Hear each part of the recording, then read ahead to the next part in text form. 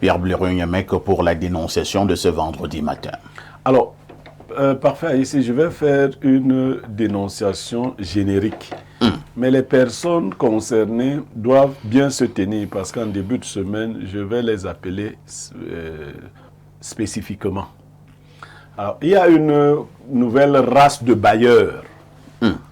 Je ne sais pas si c'est des bailleurs, mais des gens qui mettent des plaques maison à louer, chambres à louer, studios à louer, des choses comme ça. Ils disent qu'ils sont des agents immobiliers. Non, je parle même des propriétaires. Ah, d'accord. Alors, vous arrivez, on vous présente la maison, vous la visitez, autre, vous donnez une avance et on vous donne une date pour l'intégrer.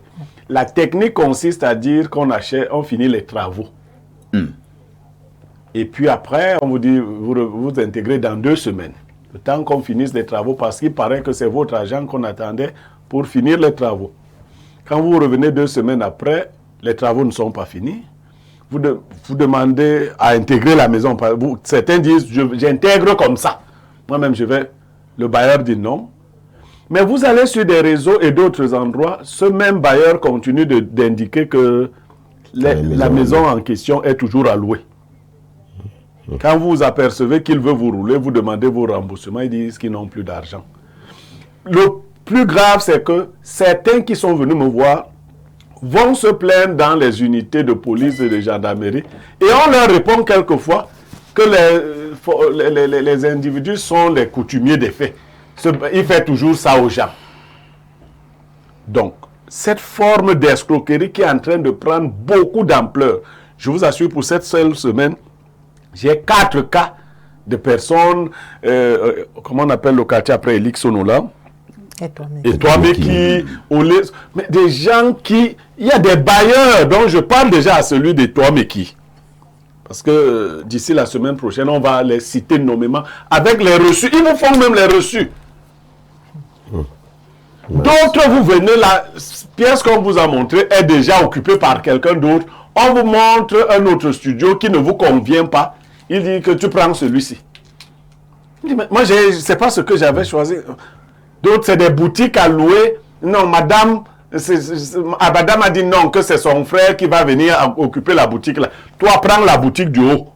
C'est-à-dire que vous avez choisi, vous savez, pour nous qui avons été des boutiquiers, la position de la boutique est stratégique. Tout à fait. Les boutiques du bas ne sont pas comme les boutiques du haut. Alors, vous versez de l'argent, on vous tend un piège, 50 000 la boutique, vous versez 1 an.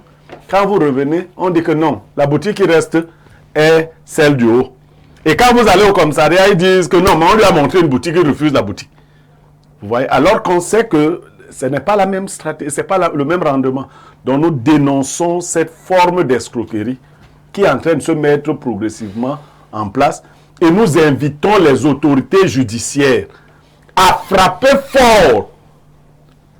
Vous, à ceux qui viennent se plaindre, munissez-vous toujours de toutes les garanties. N'acceptez pas qu'on on vous dise que non, envoie l'argent par Orange Money et tout. Faites des papiers comme la plupart de ceux qui sont venus nous voir. Merci Pierre Blériot pour cette dénonciation. Jeanne-Rosine Vonda, votre commentaire. C'est vraiment déplorable ce que nous vivons actuellement au Cameroun. Et la plupart des bailleurs, c'est leur quotidien. Vous arrivez, vous regardez la maison, elle est toute belle.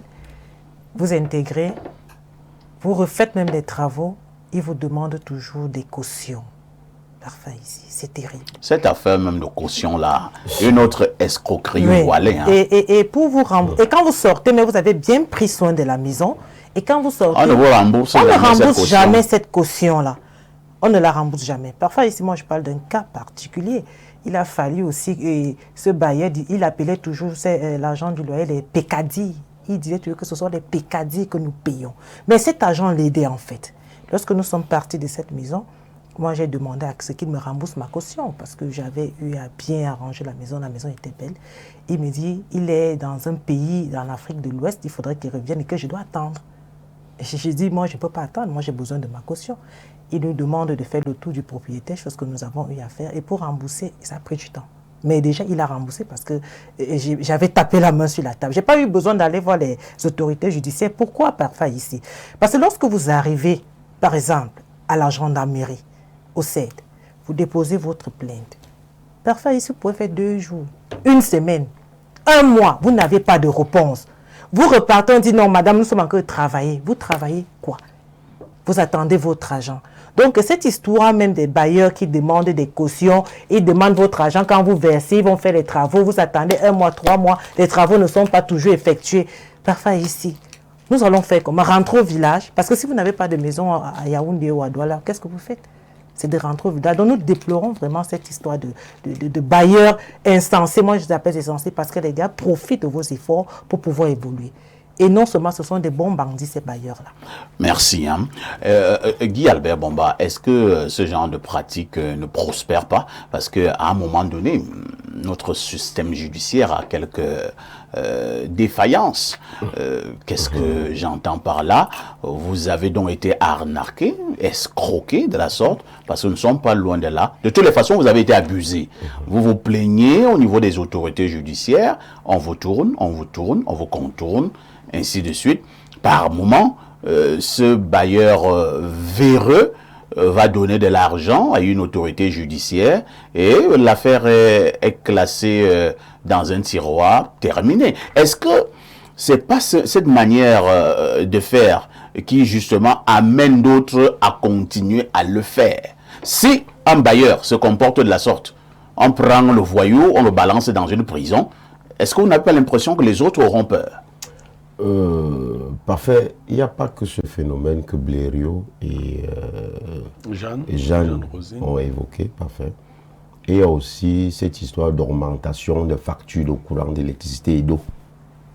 Augmentation. Il faut dire que les bailleurs deviennent Eneo et Kamwata. Oui, c'est ce que je veux dire. Oui, c'est dangereux, ça. C'est illégal. Oui, il n'y a pas que ça. Ils vous vendent l'eau, le kilowatt de courant et l'eau en question. Donc, le bailleur, lui, devient Eneo et Kamwata. Ma petite soeur m'appelle pour un sujet, me dit vraiment, grand, je ne comprends pas. Là où j'habite ici, mon bailleur me donne une facture de près de, je sais combien, 15 000 francs de courant. J'ai posé les mains sur la tête, j'ai demandé que, tu sais quoi, tu as l'entreprise, ou c'est toi qui distribues le courant aux autres, avec un petit compteur comme ceci. Alors, quand j'appelle la bonne dame en question, je lui demande que, mais madame, elle dit que elle taxe le kilowatt, c'est 125, et puis le compteur là, c'est un bon compteur. Bon, comme on a dit, le RDPC est dictateur, nous on n'est pas dictateur. Je lui ai dit, vous ne payez pas les taxes foncières ici au Cameroun. Vous ne payez, si vous savez que vous devez payer la taxe foncière, la taxe de la maison que vous construisez. Que le loyer qu'on vous donne, vous devez reverser une partie à l'État. Tout à fait. Si vous ne remédiez pas à la situation, oui, vraiment, moi, je vais vous déranger.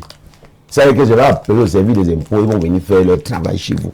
Vous allez comprendre qu'il faut régulariser certaines choses. Quand je le dis comme ça, je sais qu'elle est en train de me regarder. Alors, la facture qui est arrivée l'autre jour, là, je vais te nuire. Rassure-toi que je vais te nuire. Merci, je vais te nuire. Le petit qui est venu bavarder l'autre jour, je vais vous nuire. Vous allez arranger l'électricité et l'eau. La seule chose qui coûte moins cher au Cameroun, c'est l'eau. Hein. Oui, moi j'ai remarqué ça. La seule chose qui coûte moins cher au Cameroun. Alors, vous vous retrouvez en train de payer dans un studio, une mère d'enfant qui a 3 enfants, qui vit avec ses 3 enfants et son mari, elle paye 8 000 francs d'eau. Dans un studio. Dans un studio, c'est la laverie. Moi, je ne comprends pas. C'est très aberrant. Quand je dis cela, je vais pousser un peu le bouchon loin. Parlant de nos autorités judiciaires, parfait. Vous voyez, je pense que récemment, on a refait le code de procédure pénale, où on a parlé de filouterie de loyer.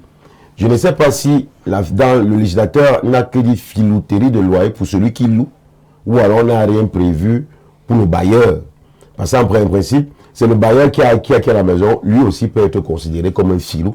Puisque s'il loue à Niémec, il loue à Parfait, la même maison, il loue à Guy Albert. Bon, je pense que... Et puis, il te demande maintenant, la maison, vous tous allez choisir la même maison, mais après, il vous dit, non, je te donne la maison du haut, laisse celle-là. Est-ce que c'est celle-là que tu as choisie? Nous, on ne sait pas si le législateur, je parle vraiment sans m'attarder dessus, je ne sais pas si on a prévu, en parlant de filouterie de loi, si on a parlé du bailleur.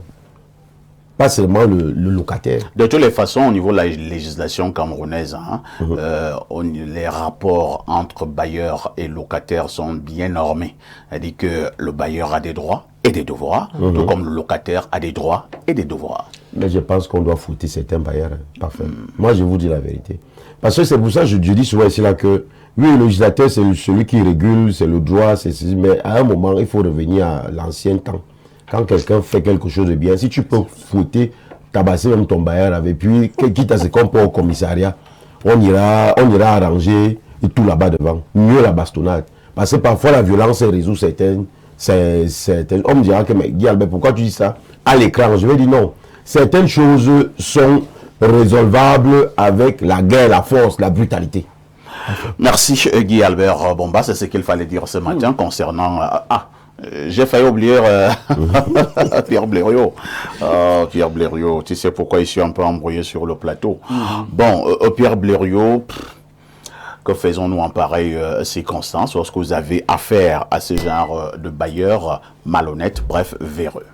Non, mais c'est pour ça que j'ai insisté, parce que j'ai quand même, parmi les plaignants, une dame qui a résolu son problème d'une manière terrible.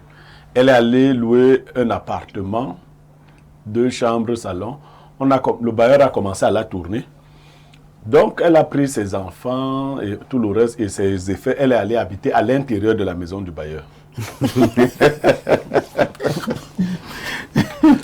Je vous assure. Elle m'a dit, elle a habité à l'intérieur. Elle s'est choisi la chambre du bailleur avec... Oui. Le bailleur n'était pas marié? Il était marié. Elle a installé ses enfants à l'intérieur de la maison du bailleur. Elle-même.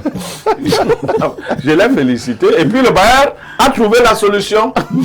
Elle a dit que vraiment, les trucs... Tourner de gauche à droite au commissariat. Il y a une maison. Voilà. Elle est arrivée avec son camion, on a déchargé ses choses. Elle les a mises. Elle est venue avec un groupe de gens. On a mis les choses dans la maison du bailleur. Elle s'est assise avec ses enfants. Et finalement, le bailleur était obligé de résoudre le problème. Le même jour, hein. Bon, ça c'est une des méthodes. Moi, je crois qu'il faut s'entourer de beaucoup plus de précautions. Bomba posait des questions. Ça, il y a filouterie d'un côté, il y a abus de confiance de l'autre. Le bailleur, celui qui vous prend de l'argent, vous promettant un bien en contrepartie et qui ne le fait pas, est dans une situation d'abus de confiance. Donc, et ça condamne. C'est des prisons, c'est des condamnations fermes. Tout à fait. Il faut que les gens s'entourent. Comme on sait que les Camerounais sont de plus en plus malhonnêtes. Le conseil que je donne, quand vous allez désormais louer une maison, faites le tour avec le bailleur et une caméra. Et c'est à votre téléphone. Filmez pour qu'ils ne disent... Filmer, que vous dites lui que c'est bien la maison si. Oui, ok. C'est ça qui est en bas ici, non? Oui. Parce que quand il fait l'argent, il accepte tout. Il est très gentil. Ouais, donc tu dis, ok, tu filmes. Dès que tu reviens, même s'il a mis quelqu'un là, vous habitez là à 2. Tu entres dans la maison que tu as choisie. Vous habitez. Si c'est la boutique, sa femme fait la boutique, toi aussi, tu fais la boutique. Les autorités viendront après. Chacun entre là. Puisque toi, tu as des éléments qui montrent que c'est la maison, que tu as choisie. Voilà. Donc, tu viens, tu habites là. Vous êtes en direct sur Info TV. Nous sommes dans le cadre des vendredis Société, vendredi Relax. Une touche pause s'impose.